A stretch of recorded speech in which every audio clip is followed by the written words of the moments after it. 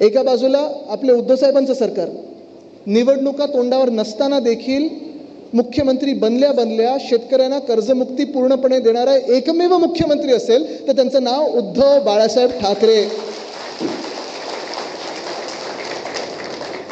कर्जमुक्तीच काय, मला आठवतं कोविडच्या काळात देखील अर्थचक्र बंद पडलं असताना देखील जेव्हा जेव्हा शेतकऱ्यांवर कुठचंही संकट आलं असेल, मग ते केळ्यांचे असतील, आंब्याचे असतील, काजूचे असतील, संत्र्याचे असतील, छोटे मोठे सगळे जे काही शेतकरी असतील, जेव्हा जेव्हा संकट आलं, तिजोरीत किती पैसे आहेत हे न पाहता आपल्या सर्व शेतकऱ्यांना धावून मदत करणारे एकमेव मुख्यमंत्री असतील त्यांचं नाव उद्धव बाळासाहेब ठाकरे.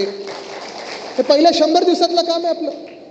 महिलांवर जेव्हा अत्याचार वाढला तेव्हा देशात सर्वात कडक कायदा जो भाजपने रद्द केला, तो सर्वात कडक कायदा पारित करणारे म्हणजे शक्ती बिल पारित करणारे एकमेव मुख्यमंत्री ते म्हणजे उद्धव बाळासाहेब ठाकरे.